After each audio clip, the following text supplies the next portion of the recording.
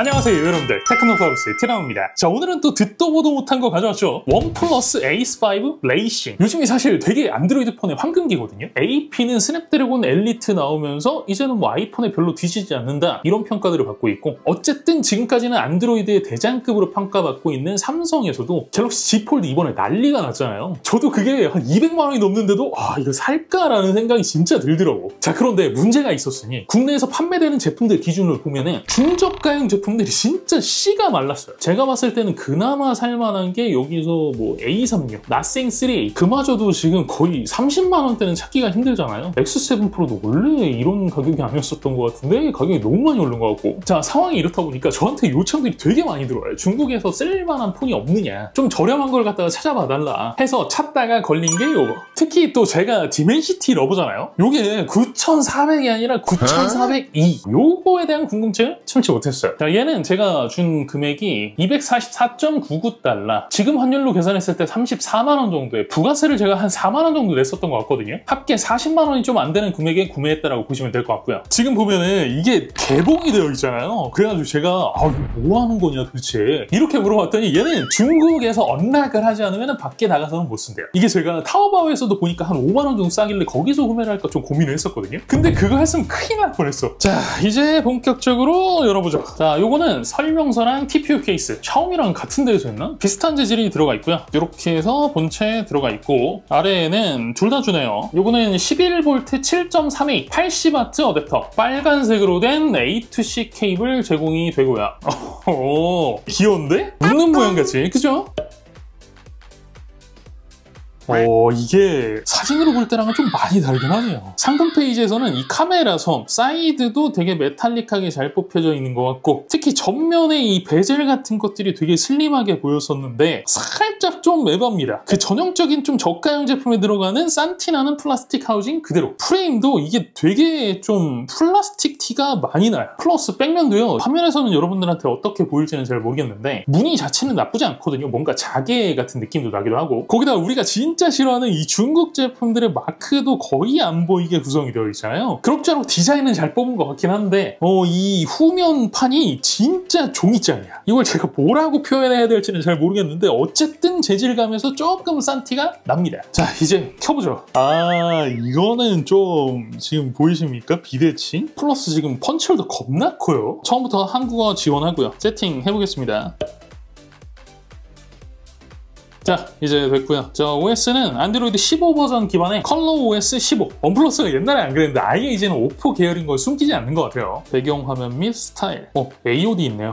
근데 설정 시간이 없죠. 짭이고요. 화면은 색상 모드의 선명한, 자연스러운, 프로 모드 이런 식으로 변경을 할 수가 있고, 일몰 시간 되면은 색 온도 바꾸는 거, 짭 스케일링, 짭 HDR, 동적 주사율 제공하고요. 이거 잠깐 썼는데 그냥 이 정도면 햅틱 기능 빼야 돼. 진동 모듈을 달았을 때부터 느낌이 왔을 거 아니야. 햅틱을 넣어야 되겠다, 빼야 되겠다. 개인적으로 봤을 때 이건 안 하는 반 못해. 오히려 더 산티나. 통화 관련해서 주변 소음 캔슬링 해주는 거. 사운드 효과도 있는데? 달라지나? 살짝 한번 들어볼게요.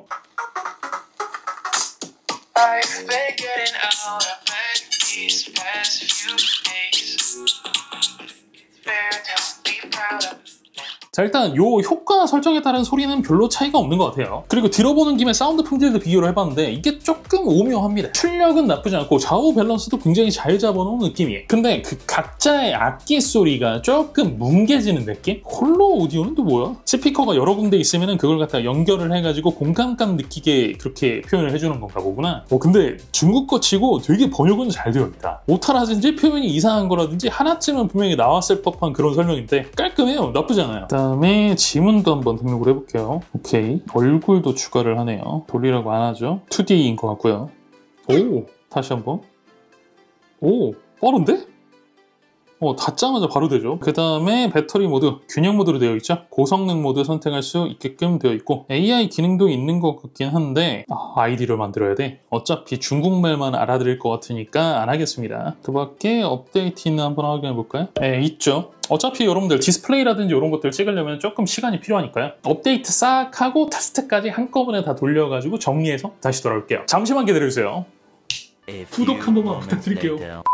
자, 여러분들 돌아왔어요. 먼저 보여드릴 거는 디스플레이. 스펙은 6.77인치 2392바이 1080 해상도의 아몰레드 디스플레이가 탑재가 되어 있는데 색역은 P3 커버리지에 밝기는 티피컬 기준 약 760니트 정도, HDR 피크는 약 1200니트를 살짝 상회하는 정도로 찍힌다고 보시면 될 것 같고, 색 온도도 나쁘지 않죠. 색 정확도도 나쁘지 않죠. 2를 넘어가는 항목이 청색 딱 하나, 대부분이 1 미만. 하우징 좀 싼티 나는 거, 베젤 상하 잘 안 맞는 거, 이런 거 빼고 그냥 디스플레이 자체는 볼만한 수준이다. 이런 식으로 생각을 하시면 될 것 같아요. 자, 그 다음에 무게는 생각보다는 가볍지 않아요. 물론 뭐 사이즈 생각을 하면 아이폰보다는 당연히 낫긴 한데, 베이퍼 챔버가 잔뜩 들어간 중국발 플래그십들 있잖아요. 그런 애들이랑 봤을 때도 그렇게 크게 절감이 된 모습은 아니고요. 플러스 이게 딱딱 각이진 모양이라서 그냥 잡았을 때 그립이 그렇게 좋진 않은데 TPU 붙이면은 그럭저럭 쓸만합니다. 자, 카메라는 50메가픽셀 f1.8 위상차 AF랑 OIS 지원하는 광각, 요거 하나라고 보시면 되고요. 여기 아래에도 뭐가 하나 달려있잖아요. 이거는 2메가픽셀 f2.4의 뱁스용 카메라예요. 자, 심도는 누가 봐도 후보종이긴 하지만 이질감 없이 잘 표현해주는 것 같고, 동영상은 이게 크롭 비율이 상당하죠. EIS를 갖다가 기본적으로 잡는 데다가 여기 가운데 슈퍼 스테디 키면은 크롭을 훨씬 많이 잡는 상태에서 1080p 60프레임으로 고정. 전면 셀피는 16메가픽셀의 f2.4, 얘는 OIS가 빠져있고요. 사진 찍은 것도 좀 보여드리면은 어떻습니까, 여러분들은? 저는 개인적으로 이렇게 이제 좀 저렴한 기기들에 있어서는요, 막 구색 맞추기용으로 허접한 카메라를 갖다가 집어넣는 것보다는 이렇게 하는 게 나은 것 같아요. 사진 자체는 살짝 색 특성이 중국 느낌이 안 나는 건 아니에요. 분명히 나. 근데 그래도 다른 뭐 샤오미 같은 애들에 비해서는 조금 채도를 낮춘 느낌? 그나마 중국 애들 중에서는 아이폰이랑 갤럭시에 굉장히 유사하게끔 세팅을 했다라고 보시면 될 것 같아요. 플러스 셔터 스피드 나쁘지 않고, 카메라 세팅 들어가면은 무음 모드 바로 되고, 프로 모드 들어가면 이런 것들 바로 조정 가능하고요. 촬영 모드를 갖다 이렇게 해서 안쪽으로, 이렇게 해서 안쪽으로 UI까지 커스터마이징 가능해요. 자, 그 밖에 센서류들 웬만한 것들 전부 다 들어가 있고요. 블루투스 코덱 지원하는 거 확인하시면 되고, 램은 이런 식으로 기본 12기가에 12기가가 확장으로 되어 있긴 한데, 이게 여러분들 실제로 써보게 되면 오히려 이걸 켜놓으면 속도상으로 좀 더 마이너스가 되는 경우들이 많거든요. 웬만하면 꺼놓고 쓰시기를 권장을 드립니다. 자,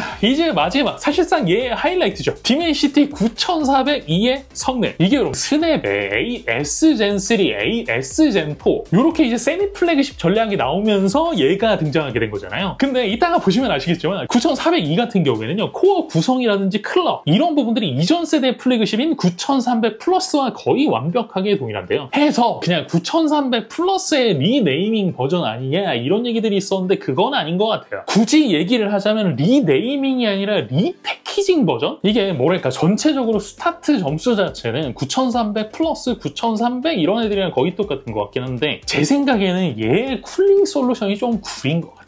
열을 발산하기 좀 힘든 플라스틱 하우징의 플라스틱 땡면이잖아요. 발열이 안 빠져. 계속 시간이 지나면 지날수록 떨어져. 특히 싱글 점수는 그럭저럭 볼만한데 멀티 점수가 좀 많이 깎이고요. 그게 그대로 GPU 테스트에도 똑같이 적용이 돼요. 다만 이게 그래도 제 생각에는 8S 시리즈보다는 조금 나은 것 같은 게, 8S Gen 4는 코어 구성이라든지 클럭 자체는 8 Gen 3랑 굉장히 유사하지만 캐시를 조져놨기 때문에 상대적으로 게임 같은 데에서는 좀 스터터링이 굉장히 많이 발생하는 편이거든요. 그래서 실제로 8S Gen 3보다 7 플러스 Gen 3가 게임 성능이 훨씬 더 잘 나왔어. 근데 디멘시티도 사실 이런 거 따라하면 안 되긴 하는데, 얘도 L3 캐시를 갖다가 조져놨거든요. 9300 플러스 대비 반토막이에요. 이렇다 보니까 아까 그 벤치 결과 보고 무슨 생각이 들었겠어요, 제가. 아, 스터터링 조졌구나.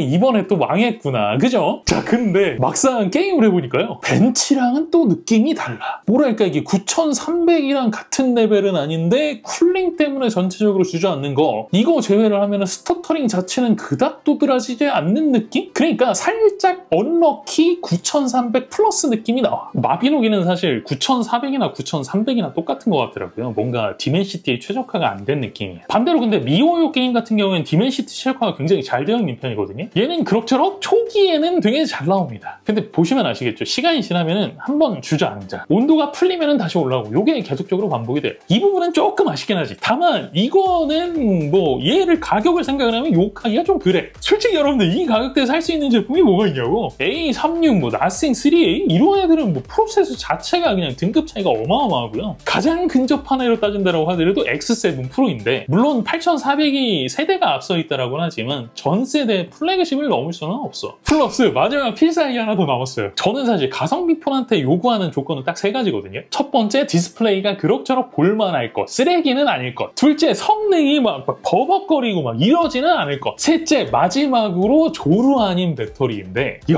얘 배터리 타임 미쳤어요. 용량이 7100mAh인데 여러분들 아시잖아요. HN3랑 디멘시티 9300부터 배터리 타임이 확 좋아진 거. 근데 얘는 9402, 9300 플러스의 리패키징 버전이라고 말씀드렸잖아요. 그 배터리 타임이 그대로 계승이 됩니다. 밸런스 모드에서 밝기 약 300니트, 유튜브 스트리밍만 시켰을 때 스크린 타임은 약 20시간 59분. 충전 시간은 동봉 80W 어댑터랑 케이블로 충전을 했을 때 5분에 13%, 10분에 26%, 20분에 43%, 30분에 59%, 40분에 76%, 50분에 90%, 59분에 완충. 이거는 제가 검증을 위해서 몇 번 해봤는데 1시간 안에는 무조건 끊어집니다. 베스트는 50%를 벗어나기 전에 충전기를 물려놓는 거. 가장 잘 나오는 구간이 한 60%에서 100%까지 들어가요. 자, 오늘은 이렇게 해서 30만 원대에 구매할 수 있는 중국발 가성비 폰 원플러스 에이스5 레이싱이라는 제품에 대해서 간단하게 알아봤어요. 이게 여러분들 제가 이걸 쭉 설명을 드리고 소개를 시켜드리다 보니까 녹화심이 생겨서 말씀을 드리는데 이 제품을 제가 리뷰를 하는 게요. 절대로 이걸 사서 써봐라, 좋다, 이런 의미로 얘기를 하는 게 아니에요. 그런 의도였다고 한다면 통신 관련 정보부터 다 말씀을 드렸겠지. 저는 요즘에 이제 단통법이 다시 풀리면서 플래그십 위주로 여러분들께서 보시잖아요, 제품을. 그래서 그런 걸까요? 진짜 이 정도까지 가성비 폰 라인업이 없었던 적이 있었나? 아니, 갤럭시만 해도 한번 보세요.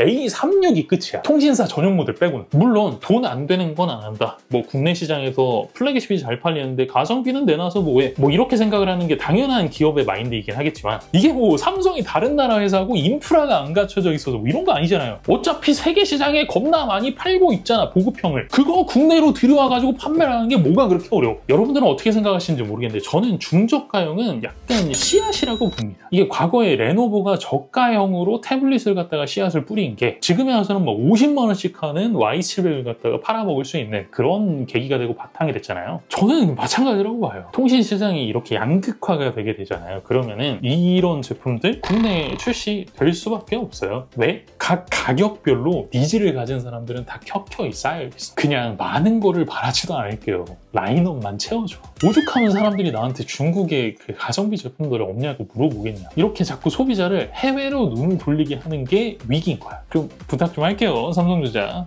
오케이? 자, 오늘 영상은 여기까지입니다. 영상이 재미있으셨다면 구독과 좋아요 그리고 알림 설정 꼭 잊지 말아주시고요. 저는 다음 시간에 또 재미있는 영상으로 찾아뵙도록 하겠습니다. 지금까지 저는 티라노였습니다. 고맙습니다. 이게 근데 사용하다 보니까 웬만한 것들은 다 번역이 되는데 그래도 중국어가 항상 남아있어, 어딘가에. 왜 완전하게 중국어를 없앨 수 있게끔은 해주지 않았나 잘 모르겠어. 그리고 이런 AI 같은 거, 이것도 중국말만 인식을 하더라고요. 요즘엔 사실 온디바이스 AI가 대세잖아요. 이런 부분은 좀 개선을 해주는 게 낫지 않을까요? 아, 그리고 이거 보니까 이거 겁나 웃기더만. 꼽자. 이게 뭐야 이게? 이런 데서 굳이 애플 따라할 필요가 뭐 있어. 어차피 펀치율이 작은데.